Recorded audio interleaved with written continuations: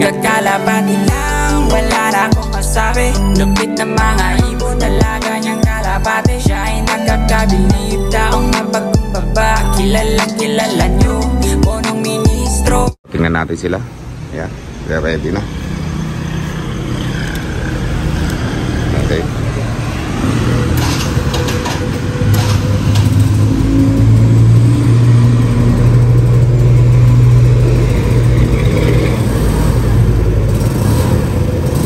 Pelan, ito yung susi ng click, oh. Sapuhin mo mabuti, ha. Ayan, mga kami, tigisa uli sila. Mamayang hapon naman, loading naman ito. Yung pang south na natira natin, ano. Ayan. Bibigyan namin ng second chance yan.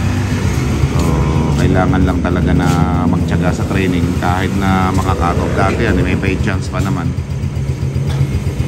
Ayan. At so, pagka maganda panahon ng Gimba, sa Gimba ka magpakawala. Eh, medyo maulap na naman, eh, oh. Huh? Bayan. Kung kailan tayo naghahabol ng training sa mga YB na yan, eh. Basta dumiretso ko ng Gimba. Kung sakali na maulap pa panahon at hindi pa balikan, baba ka na lang, ganun. Mag picture kahit mag video, wala tayong may pakita sa mga viewers natin.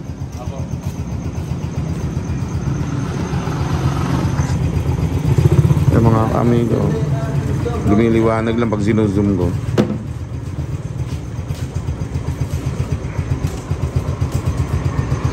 Yan, pinagbibideo ko sila sa mga lugar na kung saan sila magbibitaw, magtotos. Para maipakita ko. Kahapon sa first day hindi ko na ipakita, eh wala, eh hindi nag-video si Kokoy, eh. Ngayon pag videohin natin siya kahit 1 minute lang, kahit malabo siya, basta importante may maipakita tayo sa inyong nanonood na meron tayong pruweba na nagpapakawala tayo ng kalapate. Okay, abangan natin yung ganda ng sikat ng araw, mga kamigot. Madilim, eh, oh. Maulap, eh, pero doon siya pupunta sa lugar na yan. Okay? So abangan natin sila. A few minutes later. O yan, nakabalik na siya, mga kamigo. At inaayos na niya yung tape para pag nagpakawala man, medyo na lang i-release yung kalapate sa motor na yan. Okay? Yan, madilim pa, eh. Pero lumiliwanag kapag nag-zoom. Papunta siya ngayon ng Candaba yata yan. Candaba ka ba, Pelon? O yan, sa Candaba siya pupunta bago ikarga mamaya ang hapon yan. Nasa Maynila na ako nun.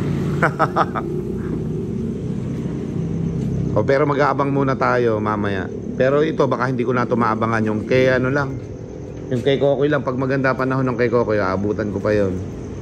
Maaantay pa natin dito yun. Okay?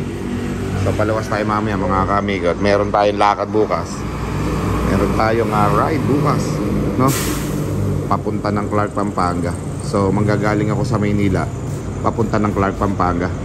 A few minutes later. Mga kamigo, check natin yung labas, ano? Time check, 6:38. At hindi ko alam kung nakapag-toast na yung ating bata na si Kokoy, ano? Teka lang ito. Yan, oh, may mga ibon. So medyo maulap na naman, mga kaamigo, oh. Kapal. Matsa maitim, mga kaamigo. Grabe. Hindi tayo makapag-training ng maganda, mga kaamigo, lagi maulap dito sa bandang north naman ngayon. Kahit saan naman pala, kahit south, maulap pa rin, eh, oh. Ayan. Pero sumikat lang yung haring araw dahil may pagitan yung ulap. Pagka kumover na naman sa ulap yan, wala na naman. Okay? So sana tuloy-tuloy na yung pagsikat ng araw dito, no? Yan, mga kaamigo. So sigurado yung bata akong si Kokoy, medyo ano yan. Mataas naman yung ulap. Sa maitim na yan na ulap na yan. Mataas naman. At kita naman yung mga kabundukan, ano? Kung makapagtos yung bata natin dyan na si Kokoy, kaya naman siguro ng kalapate dahil mataas yung ulap, eh. Alright? So abang-abang lang tayo sa kanilang update, ano, mga kaamigo. Ayan, ha? Okay? Doon tayo sa taas para makita natin yung view na mataas. Let's go. Bago tayo pumunta doon sa taas, ano? Eto, silipin muna natin yung mga papakawalan natin sa mga susunod. Ayan, sila yan. Inilabas na namin dito mga kamigo upang makilala nila yung ating wall ng ating loft. Kasi napapansin namin na kada pakawala ng kalapate, pagka nakalipad na, hindi na sila masyado nakakabalik yung iba nahihirapan samantalang yung mga galing dito na nakawala, nakabalik mga kaamigo. Okay? At alam na alam nila yung bahay nila nandito, kaya bumabalik. Hindi pa namin na-viewing sa 360 viewing yun mga kaamigo. Dito pa lang namin binu-viewing nakakabalik. Dalawang sunod na yun na may nakawala na hindi namin napapansin. Yan, nakabalik. So ngayon, dyan na sila. At pagkatapos, yung mga kalapati dito sa loob naman, i-viewing natin. Yung dating mga bata dito, tuturuan na natin silang sumampa dito ngayon sa landing board. Kasi hindi pa nila kabisado yan Kumbaga, mahahawa lang sila ng lipad dyan. Pagdating ng mga naiwan dito na kabatch nito, dyan. Susunod yan mga kamigo. Kaya tingnan natin bubuksan ko, tingnan natin, abangan natin sa taas hanggang tumitingin tayo ng panahon doon at kaulapan sa kalangitan. Let's go. Ayan. Kaya muna natin na naka-open dyan. Ayan tulad yan. Papasok na yan dyan. Magagaya ng iba nating ibon. Ayan tinan mo, yun, hindi pa sanay yun. Merong kulay orange sa paayan. Ayan may palatandaan. So hindi pa niya alam na dumapo doon. So ngayon, yung mga ibon natin na yan, may mga orange na yan gagaya na dyan. Ayan gumaya na isa gumaya na dalawa. So doon pa lang malalaman na natin na yun, makaka-viewing na sila. Dati dito lang sila. Ngayon, baligtad ang mangyayari. Ito nasanay sa landing board. Ngayon, dito naman sila. Tapos ito namang mga bata na to, nasanay dito, pupunta naman sa landing board. Much better yon. Okay? So, abangan natin sila doon sa landing board mga kamiga. Let's go. Okay. So, ayan. Na sila kagad. Ano kaya ito? Sa ating kaya yan? Wala, hindi sa atin yan. Kasi may kulay puti Doon yan. Yung mga netoy dyan. Okay. So, dito naman, may nakasampa na tayong may palatandaan. Ayan magulat sila ngayon kasi yung makikita nila dyan ay nasa taas na sila. Dati sa baba lang. May nakakita dyan na dalawa Ayan Ayan yung isa, yung anak ng Jaime Lima yan. So ayan, tingnan natin. May pa isa yung checkered. Ayan so gagaya lang yung iba natin mga ibon dyan. Pagpanik nila, ayan nananansya siya hindi niya alam, diba? Natatakot siya dyan kasi iba dito sa taas iba yung view dito So ngayon, eto yung view ngayon dito mga kamigo. Maitim. Yan siguro kayo magpapakawala mga kamigo sa lugar na yan pero mag-aantay pa ng oras yon. Hindi yun basta-basta magpapakawala doon mga kamigo kasi nga madilim yung kaulapan. Okay, tingnan natin yung update sa kanya. Pero mataas yung kaulapan na yan na maitim Kasi kitang-kita yung bundok Kung mababa yan, cover yung bundok dyan mga kami. Kaya lang talaga na kailangan natin na magbantay Okay. Ayan, tingnan natin yung magiging sitwasyon ng mga kaulapan dito. Nako, nagsiga dito mga kamigo. Na-disgrasya. Ayun lakas ng siga. Yan ang hindi maganda kapag nasa probinsya talaga yung nauusukan yung kalapate. Nagkakaroon ng sakit yung kalapate dyan. Siyempre may masisigaan dyan na mga plastic mga kaamigo na hindi maganda na amoy ng mga kalapate. Mga plastic. Sigaw, nagdilinis sila dun sa likod. Okay, ganyan sa probinsya wala tayong magagawa dyan. Okay? Ayan makulimlim Hindi tayo makapagpalakas ng kalapati na talagang walang hadlang may hadlang lagi mga kaamigo Ayan kapal ng kaulapan. Sige, antayin natin yung update sa kanila kung kailan sila magpapakawala Okay. Ayan kaitim. So ayan mga kaamigo. At yung mga YB natin na nag-aakyata na dito naka-open trapdoor lang sila para akyat baba lang sila. Ayan mga orange natin dalawang orange yan, clip ring yung isang orange. Lahat ng ganyan yan yung nasa hallway. Inakyat ko na dyan. So nakakapunta na sila dyan. It means malakas na yung pakpak nila. Tapos open natin itong ating tractor. Naka-open na pala. Okay. At mag-release na si Kokoy sa Gimba mga kaamigo.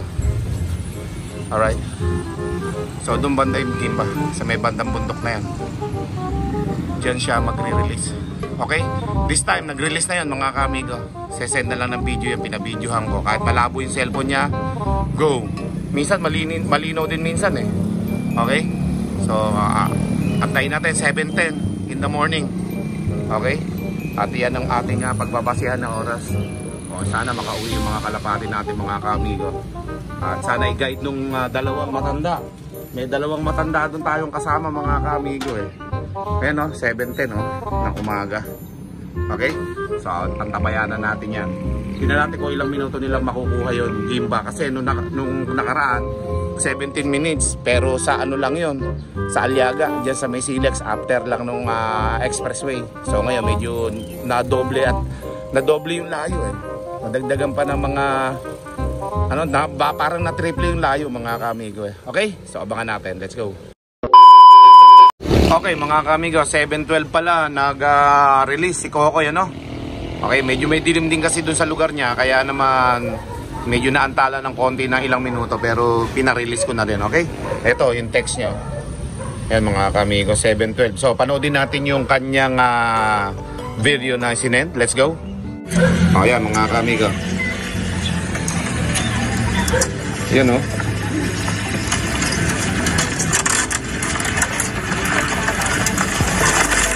Yun o, lalakas.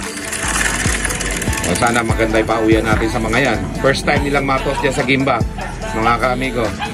Yan o, medyo maliwanag na rin ang panahon dun eh, mga kaamigo eh. Sumikat na rin yung haring araw dun eh. Okay?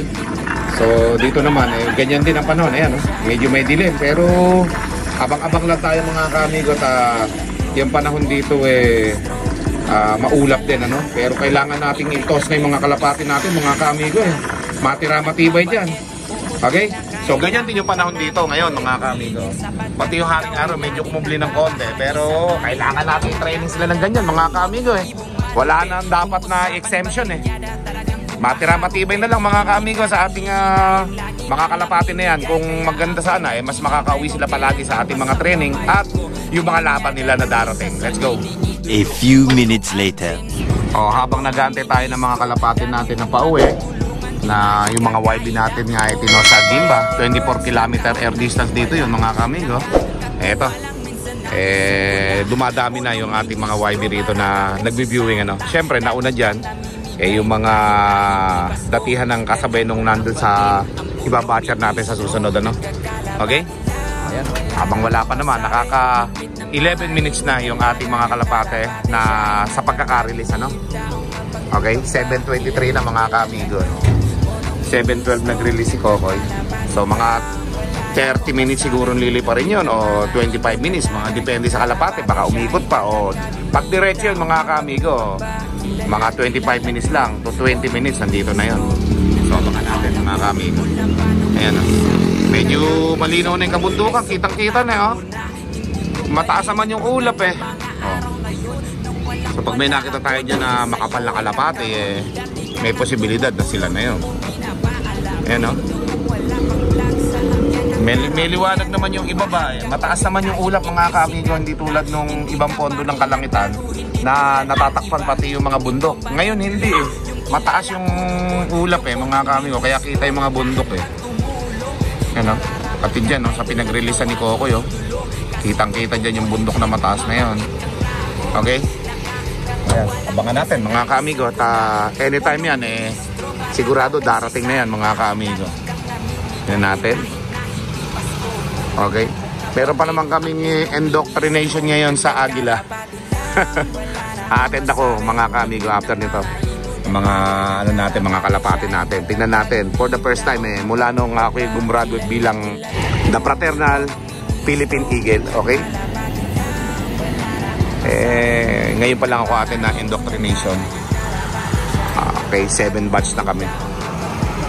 So wala pa naman yung mga kalapati natin. At abang-abang lang sigurado yan. Mga 10 minutes pa. nandito na yun. O, abang-abang lang tayo mga kamigo habang yung haring araw ay pasikat na rin dito. So may siwang na yan ng ulap, ano?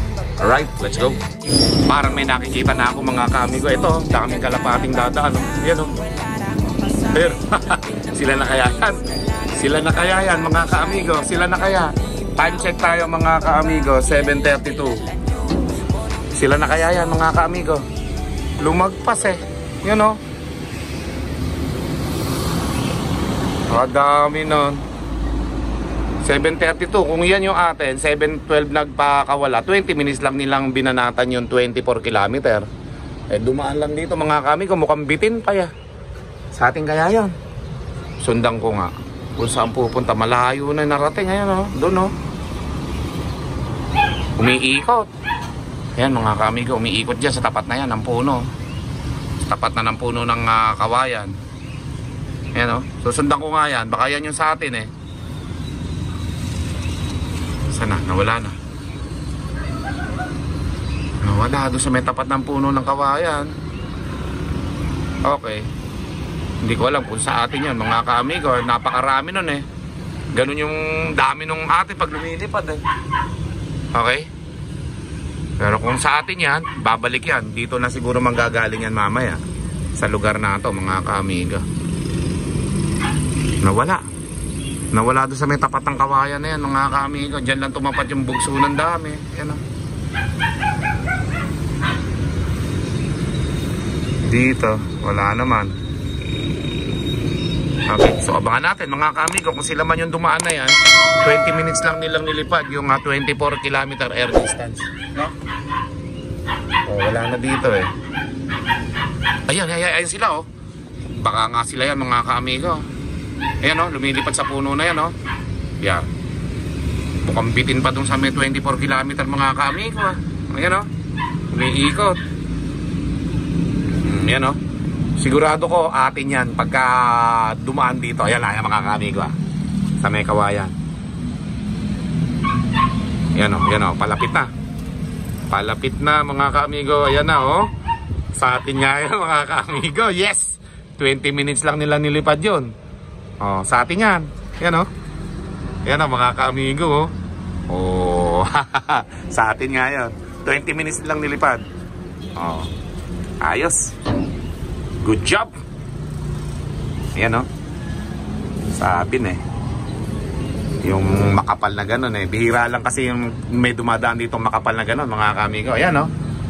Ang unang bumaba ay yung ating mozzarella ba to? Ay hindi. Yung unang bumaba mga kamigo lahi ng imbrek. Lahi ng imbrek yan mga kamigo. Okay. Ayan o. Tsaka yung dagit natin o. Makakanain dagit natin. Kaya natin silang bumaba dyan. Bababa na yan mga kaamigo. At least nalaman natin na 20 minutes lang yung ililipad nila, no? Bitin pa eh. Isipin yung umiikot pa ng malayo mga kaamigo. Ayos. Ayan na. Bababa na yan. Yun. O, yung mga gusto nga pumasok lang. Gusto nga diretso na sa kulungan. Meron pa pala isang orange na naligaw dito. Hindi pa natin natatanggalin ng isa. O, ayan. Nagbabaan na mga kamigo, yung mga kalapati natin. Ayos din kapag kaganon eh. Diba? Mga kamigo. Very good. 20 minutes lang nilang binira yung ating timba. Hindi nga nag-iwahiwala. Ayan mga kaamigo. Sabi na yung lipad na yun na marami sure na sila na yun eh. Ayan mga kaamigo.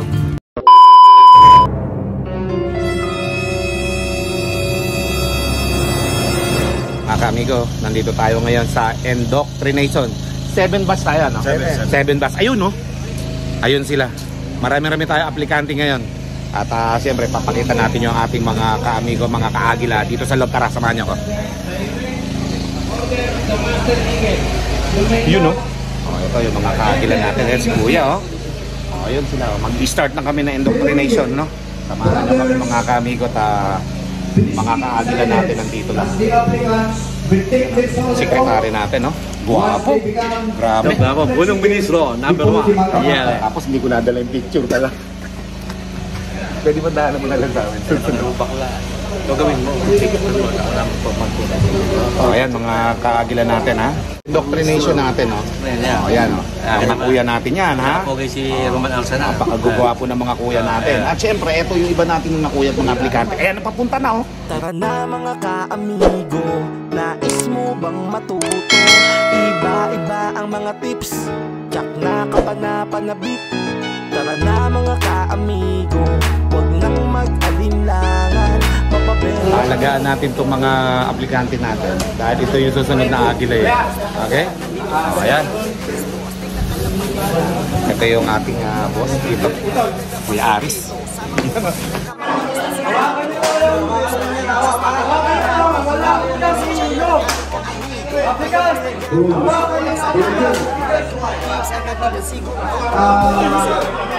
Meron din tayo lahat dito kahit mga newbie, imported at winning list na mga kalapati. Pangmalakas ang tiyak, hindi ka magsisisi. Probinsya kung saan, dito sa Nueva Ecija. Magandang tanawin at kahali-halina. Kay sarap na pagmasdan ng bawat paglipad. With punong ministro, Love TV.